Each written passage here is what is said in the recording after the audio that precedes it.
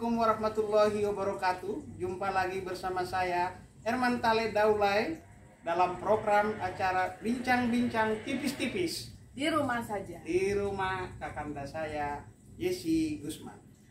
Kami berbincang-bincang tipis-tipis yang mulai dengan pertanyaan receh dulu. Ini pertanyaan receh. Nah, apa tuh? Pernah di ghosting nggak, Kak? Apa? Pernah di ghosting nggak? Apa tuh ghosting? Ghosting tiba-tiba cowoknya menghilang gitu, pendekatan waktu masih muda dulu. Ghosting. Pernah nih jadi ghosting kan Ya lebih populer ampun, ghosting. istilah baru ya. Iya, ghosting tuh hantu menghilang Ya, gitu.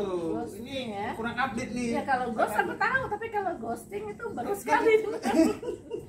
Lagi muncul istilah ghosting sekarang. Oh, jadi gimana sih ghosting itu? Coba Ghosting itu jelasin dulu dong. ada cowok mendekati cewek.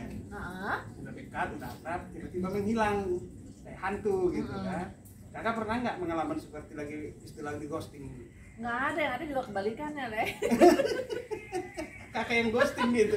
Kabur. Soalnya kita mau berteman, tiba-tiba jadi disamperin terus setiap hari, kan takut kabur dong aku. Oh. Jadi itu ghosting juga nggak tuh? Ya kakaknya yang ghosting cowoknya. Tapi nggak dia nggak niat jelek kok, kan kalau aku sih.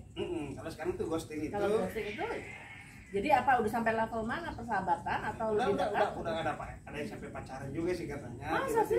Tiba-tiba cowoknya atau pasangannya menghilang nggak jelas gitu. Padahal tapi kan dia udah kenal keluarganya atau gimana, kan tahu dong rumahnya di mana. Ada kayak begitu. Lah, itu kan Nah, pertanyaan receh tadi. Itu kalau itu tuh Le, itu ada peran seorang ibu atau bapak adalah mendidik anaknya. Aku punya anak laki 2 ya Le. Dan aku selalu bilang, apapun perbuatan kalian bergaul dengan salah, jangan pernah tidak menghormati perempuan ataupun menyakitinya. Jadi kalau dia udah bergaul, dia apa ya, kalau misalnya tiba-tiba harus putus ya harus bilang secara gentleman apapun resikonya gitu. Itu aku ajarin aku gitu, karena gimana pun kan dia bisa punya anak perempuan juga, ibunya juga perempuan. Nah, tadi itu baru pertanyaan receh. Sekarang kalau yang nggak receh nih, yang pakai receh, cek aja. Ini mau saya iris tipis-tipis dulu. Sekarang kan sudah punya cucu. Itu gimana Kak perubahan waktu ataupun ya, pemikiran seperti apa Kak setelah tadi makanya waktu Tali datang kan aku bilang, lihatlah rumahku ini sekarang sudah berantakan dengan mobil-mobilan, motor-motoran, main-mainan cucu ya. Ya tapi hidup ini menjadi lebih indah ya. Setiap pagi kita pasti sudah nyariin cucu kita, kok belum bangun nih, suaranya di mana, atau dia yang bangunin kita kadang-kadang. Ya lebih gimana ya, Le, nggak nyangka, alhamdulillah deh bisa sampai punya cucu, merasakan punya cucu itu saya senang banget, walaupun baru 1 ya. Itu ada nggak Kak, lagi biasanya kan kesibukan di luar, begitu punya cucu daya tarik magnet itu kencang nggak? Kalau dulu kan kita keluar kemana, ke Papua kemana, bisa 10 hari 2 minggu apa gitu ya. Kalau sekarang tuh ada momen-momen tertentu udah pingin cepet pulang balik, cucu udah menunggu gitu. Kayak ya memang nggak bisa lagi seperti kayak dulu ya. Kalau dulu bisa bebas waktunya, sekarang kayaknya pada waktu tertentu kepingin pulang.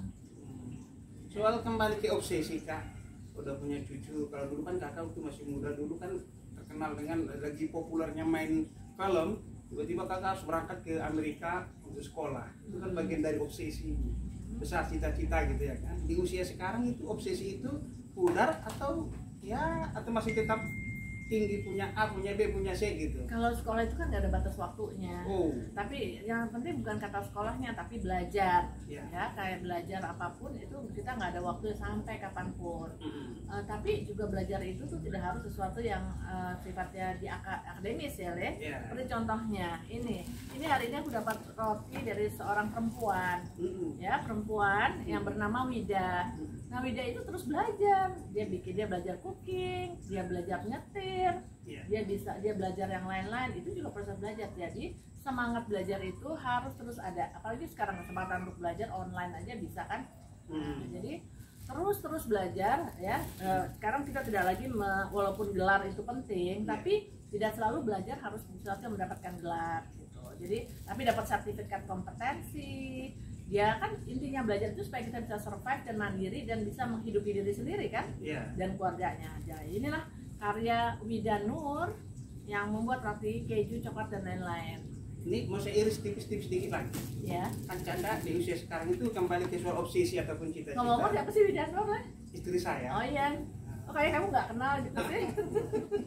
Supaya nanti wawancara tipis-tipisnya nggak nepotisme. Oh.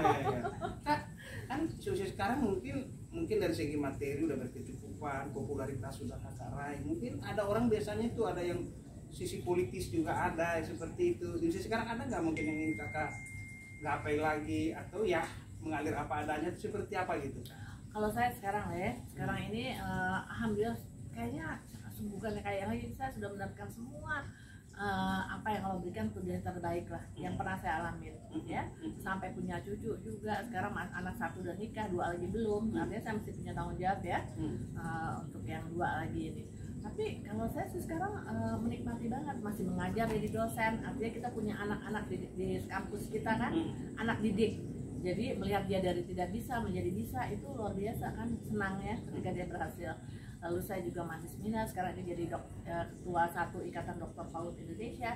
Jadi lumayan masih sibuk, saya juga punya YouTube dan kegiatan-kegiatan dan keluarga. Udah puas gitu lah, nggak ada keinginan yang seperti, kecuali Allah menakdirkan saya harus ngapain lagi, nanti akan ada petunjuknya. Main film gitu masih ini nggak? Kalau main film yang tidak terlalu lama atau tidak terlalu berat ya mungkin saya masih mau, cuman ya sekarang ini kan gayanya sudah agak beda ya film. Pemirsa, Tali Trias Info, saya mengenal kakak saya ini dari tahun 2000, hampir 21 tahun yang lalu. Satu hal yang saya petik dari beliau adalah soal egaliter ataupun bergaul tanpa dibatasi status sosial.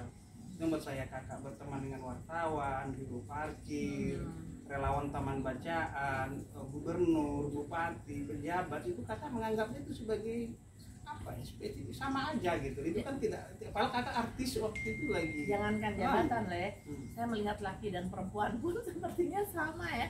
Karena yang penting rohnya. Makanya kan kamu juga di yayasan udah tahu kan. Iya itu. Jadi semua yang di yayasan itu tuh saya kadang-kadang tidak bisa membedakan lagi Tali itu laki, misalnya dia orang Batak, dia orang Jawa, atau gitu dia perempuan. Ya kalau itu sih masih, tapi karena yang dilihat adalah rohnya. Jadi nggak lagi ngeliat dia tuh siapa, atau laki atau perempuan, tua, muda, apa pekerjaannya, tapi semua adalah kita melihat lebih dalam dari itu. Oke, pemirsa, demikian bincang tipis-tipis saya dengan Kak Yesi Gusman. Selamat sore. Assalamualaikum warahmatullahi wabarakatuh. Waalaikumsalam warahmatullahi wabarakatuh.